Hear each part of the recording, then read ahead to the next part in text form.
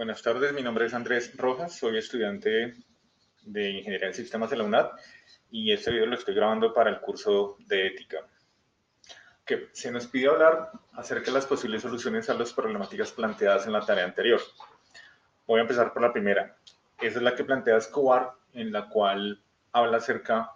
de una nueva minga en América Latina y la problemática social y socioeconómica que está afrontando América Latina en este momento. Pues bien, la ética de por sí ya arroja una solución para esta problemática y es la del valor individual o la del valor del individuo como miembro de la sociedad.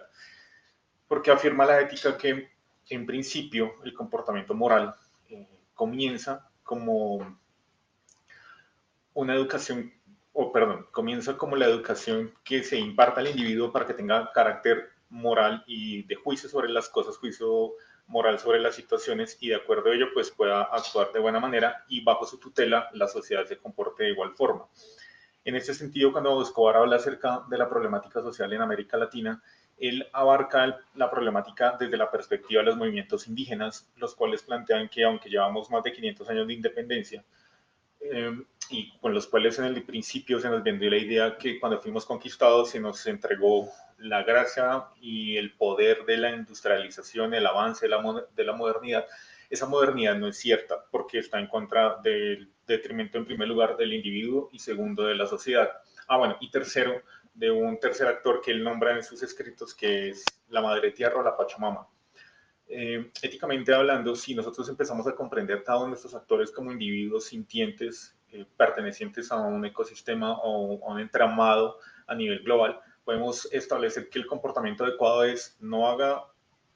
lo incorrecto para que no afecte al entorno y déle valor a su comunidad desde su propia perspectiva como un ser individual eh, para poder caminar de acuerdo a las normas que establecen un buen entorno social, es decir, disminuir el mercantilismo, reconocer a todos los actores del planeta donde vivimos, incluyendo la madre tierra, establecer que el valor común o el valor de sociedad prima sobre el valor individual y que éticamente hablando lo moralmente correcto no es actuar en contra del individuo, o, perdón, no actuar para actuar en contra del individuo y de tal manera en contra de la comunidad. La segunda problemática que se manejó en la plantilla anterior, o de la cual se discutió en la plantilla anterior, es la que planteaban López, Roa y Pérez sobre el problema de la corrupción asociada a la afiliación política en Colombia e incluso hacia los movimientos religiosos o que está directamente vinculada a la capacidad de identificación de una persona con un grupo político o con un grupo religioso, en el cual pues yo lo veo es como un comportamiento social donde por adhesión social la persona tiende a obviar los comportamientos inadecuados del grupo al cual pertenece simplemente por simpatía con el mismo. Y esa afiliación, ese vínculo con su grupo hace que su rasero de evaluación con respecto a los comportamientos antiéticos disminuya o baje, haciendo más tolerable cierto tipo de comportamientos. Y voy a ser claro y explícito en este caso. Por ejemplo, las personas que estaban de acuerdo con las políticas del Centro Democrático, Álvaro Uribe Vélez, no ven problemas en los falsos positivos, no ven problemas en los escándalos de Carimagua, de agroingreso seguro, etc. Las personas que tienen una alta afiliación con la Iglesia Católica Colombiana suelen ignorar o hacer de lado los problemas asociados a la pederastia, las personas que estuvieron de acuerdo con el movimiento político o la campaña política de Samuel Moreno Rojas prefirieron hacérselas de la vista gorda cuando estalló el carrusel de la contratación en Colombia. Lo que sucede con este tipo de comportamientos desde el punto de vista ético y social es que el individuo se aliena con el entorno o con el grupo social al cual cree pertenecer y su rasero de evaluación disminuye, olvidando de por sí la actitud moral y ética que tiene como individuo para poder evaluar ese tipo de situaciones. Es decir, el hecho de que yo tenga cierta afinidad con un grupo de personas no quiere decir que yo tenga que olvidar qué cosas están bien y qué cosas están mal. Y el que yo desee cambiar la sociedad tiene que empezar por cambiar a las personas con las cuales yo tengo afinidad o de las cuales creo que pertenezco.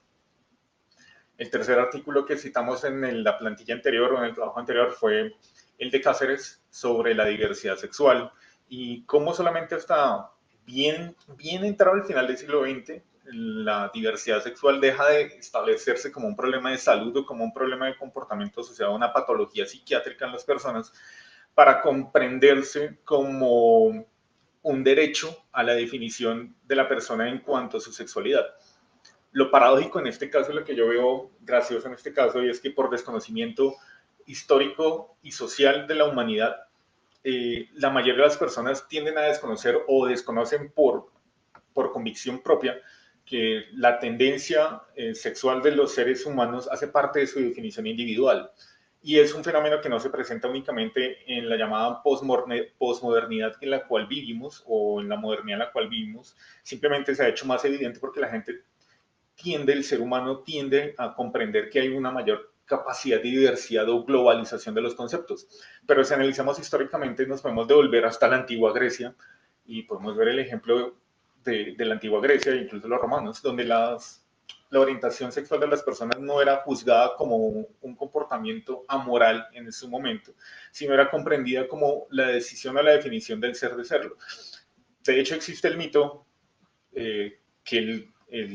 la expresión amor platónico viene de que Sócrates estaba enamorado de Platón, su discípulo, y al ser un amor imposible porque Platón a lo que respondía, viene esa definición, esa expresión de amor entre dos seres o dos individuos de la misma definición sexual. Ahora bien, lo que sucede acá es que hay una tergiversación o se tergiversa el comportamiento o la capacidad moral de las personas de acuerdo a su orientación sexual. Eso porque, primero, porque se les consideraba que estaban enfermos. Segundo, porque política y socialmente no era bien aceptado, no era visto. Y tercero, porque a veces por estigma religioso, sobre todo en las religiones basadas en la mitología de Medio Oriente, el homosexualismo es un pecado, es una causa de no acceso al paraíso. Estas tres condiciones, si bien es cierto, siguen siendo predominantes en la sociedad, por lo menos en la colombiana, han venido cambiando. Uno, porque el individuo ha tomado mayor conciencia de que globalmente eh, hay una determinación hacia el cambio, hacia la aceptación, y al poder comprender a la otra persona tal cual como yo espero que me comprendan a mí. Lo segundo es porque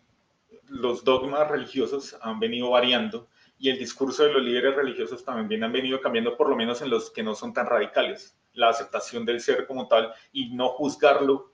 a partir de sus comportamientos. Bueno, lo gracioso es que la Biblia dice exactamente lo mismo. Y lo tercero, socialmente,